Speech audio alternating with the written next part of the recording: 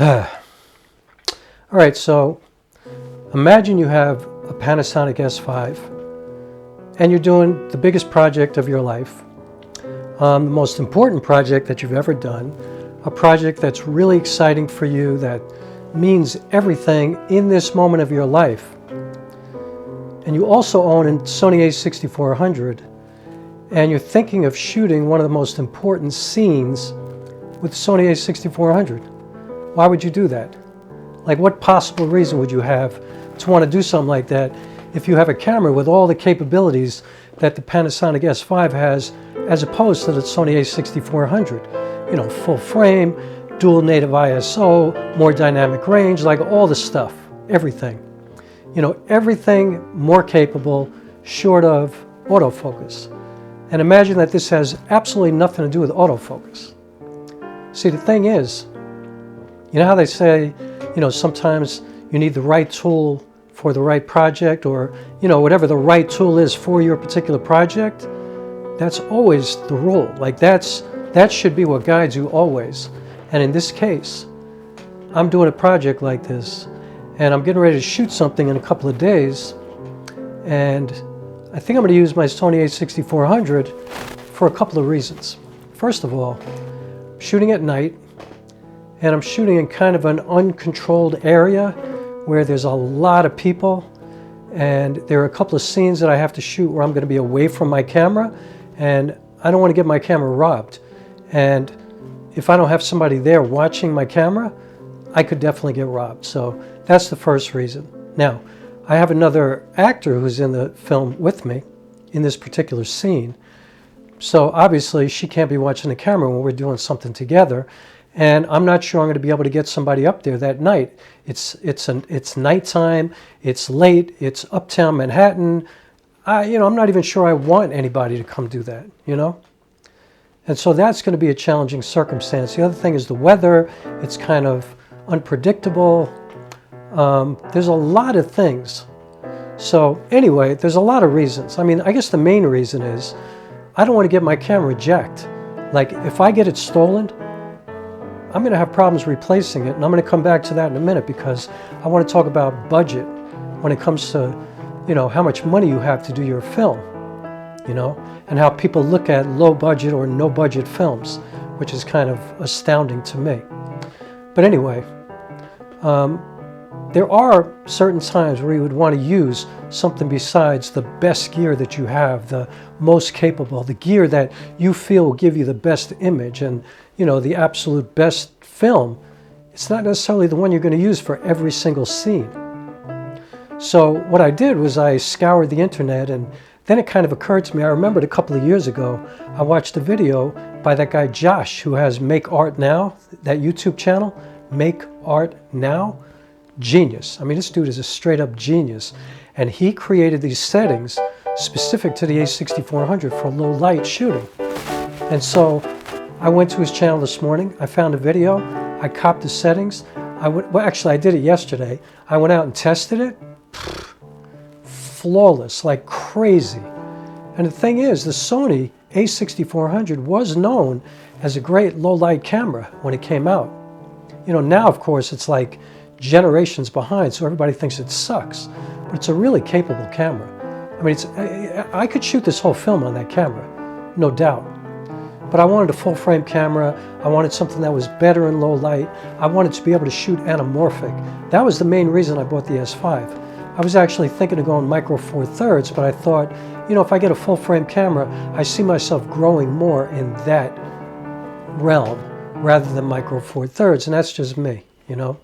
I wanted a full frame camera, and for the price, it was even cheaper than the GH6. And so I got the S5.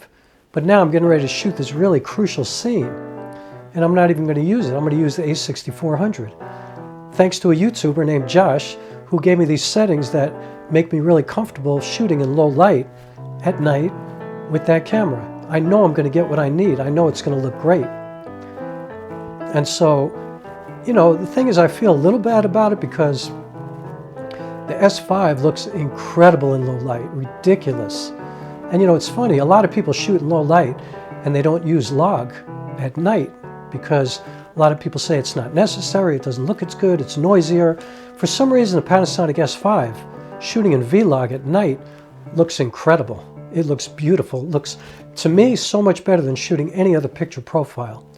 In the Sony, I'm using this specific profile that Josh created, so that's going to help me. But, you know, the S5, I mean, I'm going to shoot a lot of this film at night, so I'll be using the S5 in low light for 80% of the film.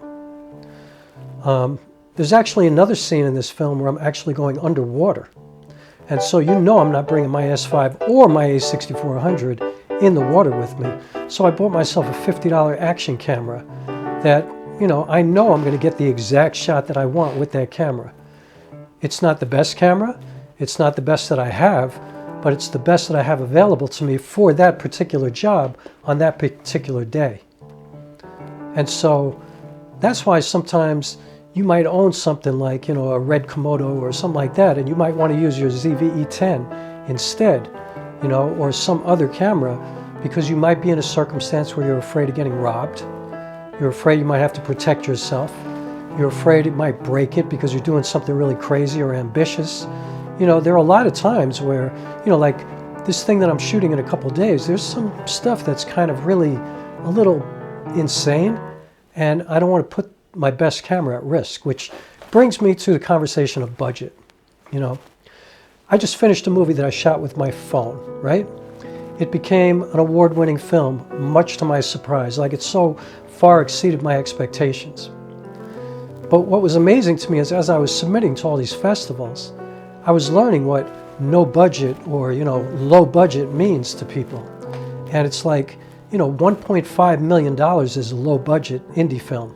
You know, $300,000, $500,000, that's no budget.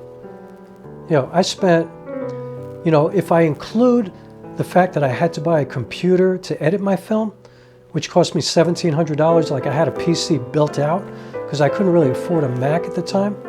So I had this incredibly powerful PC built, and it worked, and I was able to use DaVinci Resolve. I was able to edit everything, color grade, do everything. I spent a total of like $2,500 on that film. And so maybe I spent a total of $4,000 once you include all the submissions that I made. And the only reason I submitted to all these festivals was because I wound up having these unbelievable collaborators. This guy, Steve Peckman, created the score for me. That was like Ennio Morricone level.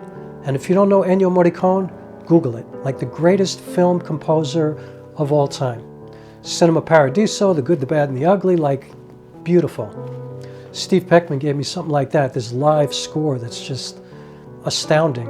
And, you know, some singer-songwriter friends of mine donated songs, so, I mean, I didn't have to pay for any of that, but I wanted to honor all that work, so I submitted to everything, not expecting to get accepted to any festival. And not only did we get accepted to pretty much everything, but we started winning all kinds of awards. And so, but that costs a lot of money. Like, people don't realize how much money it costs to submit to festivals once you finish a project.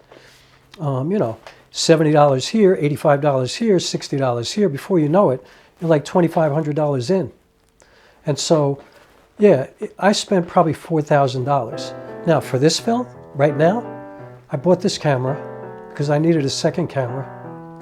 This camera cost me like $1,700, and it came with 2 lenses, but I sold those lenses because I didn't need them, because I'm using 2 lenses that my father owned when he was alive. And so I have a 50mm Minolta Rokkor f1.4 and a 28mm f2.8, also Minolta, that I'm shooting with right now, actually. And I'm going to shoot my film, 95% of it, with these 2 lenses. I have the Panasonic 20-60 kit lens. I'll probably never use it because I don't really use autofocus that much, if at all. And I don't know why I would choose to use that. And I have an anamorphic lens, a Sirui 35mm f1.8. And man, like, I just spent the last 2 months kind of learning how to use that lens, because I've always been incredibly interested in anamorphic. And actually, I bought the Panasonic S5 in large part because of its anamorphic capabilities. It allows me to monitor in camera. It allows me to get all the settings in camera so I can actually work and have an anamorphic workflow in the camera without having to buy an external monitor. Well, you know, I often tell a story about my beloved dog Stinson, who I tell people, I love that dog so much, sometimes I wish I never met him. Because when he died, it was harder for me than when my mother died, seriously. Like, you know, something about dogs, they're like so vulnerable and so dependent upon you for their whole life, and you raise them from a puppy to old age, and then they pass, and it's just like this visceral, heavy, deep loss. But I digress. But anyway, this anamorphic lens is kind of like, it's given me a similar kind of feeling where I wish I never put it on my camera and looked at it, because the image that I'm getting out of it is so beautiful and so different, and it's got its own character. It's got this really vibe to it of its own. It looks like nothing else that I've ever had on a camera. And you know, now I've been working with cameras for the last 3 years. Since I shot the first movie on my phone, I've been working with cameras, and I don't know, there's something about that anamorphic lens that actually made me want to shoot the whole film anamorphic. You know, now that I learned all the settings, and thank you Joseph Victorine for putting up with me and teaching me all this stuff, and teaching me, I told him thank you for teaching me how to fish and not just giving me a bunch of fish, because he really taught me how to not only set it up in my camera properly, but also how to set everything up in my software. Excuse my voice, I'm fighting a little cold. But the thing is like, I don't want to have to shoot an entire film just with a 35mm lens. I mean, I could, but the way I have everything set up and all the shots, and you know, I want more flexibility. And so if I had one more anamorphic lens, I might very well shoot the whole thing in anamorphic mode, but you know, I don't have another $700 or $800 to buy another anamorphic lens. I don't really have, you know, all the money that I'm going to spend on this film are going to be towards my collaborators. I'm going to pay everybody who contributes to this film, hotels, paying them for their day, whatever. And you know, I'm shooting 95% of it all by myself. But I have people there for 2 scenes who are helping me, and I want to pay them. And so that's going to cost me some money.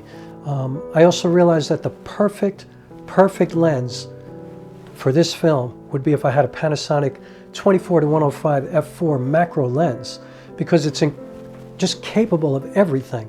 I can get really close-up shots, like macro kind of shots. I have a long reach at 105. I have APS-C mode on this camera, so 105 would actually be like 157 or something like that. So, but I don't have the money for that. You know, that's like another $1,000 used. And so, no Panasonic 24-105, but I have 28mm. I'm sorry, did I say 24mm before? It's a Minolta 28mm f2.8, so I have a 28 and a 50, and that's pretty much what I'm going to be using. And I will use the anamorphic lens for some of this film, but I can't shoot the whole thing. So ideally, I would buy a couple more lenses, but I don't have an extra $2,500. I don't have the kind of money that I would want to hire a sound person and, you know, people to do these extra things. You know, like if I had $10,000, oh my God, I would be like on Easy Street for this film. But that makes filmmakers laugh, like $10,000. They wouldn't even think of starting an idea if they only had $10,000. Because remember, $300,000 or $400,000 is considered no budget. Of course, I don't have a crew and a cast and all this. I'm doing it by myself. It's a solo project, solo shooter, solo actor. Like, it's different, but still, even shooting like that, most creators, most filmmakers would not be able to do a film on $10,000 because they don't think that way. And maybe I'm thinking like an impoverished artist, but I'm thinking realistically for what I have. That's all I have. And so that's what I'm going to do. So anyway, I say all that to say sometimes, even if you have something like a Panasonic S5, and I don't have this S5 Mark II, I don't really need the Mark II, but even if you have something as capable as a Panasonic S5, sometimes the right tool for the job is a Sony a6400, or the LG V40 smartphone, or a tiny little action camera for $50 that you found on Amazon that nobody ever heard of. Sometimes those are the best tools for the job. Now, 90% of this film is going to be shot on this Panasonic S5, and I've been working with it so hard for the past few months, and the image quality, the dynamic range, like I am so excited to be able to do what I'm going to do now compared to what I did on my phone. But I've also learned that, you know, use what you have for whatever particular task you're doing. Like, use what best suits that task. And if that's not the best camera that you have, that just means it's not the best camera for that moment. It might be the best camera overall for everything that you would ever want to do, but it's not the best camera for this moment.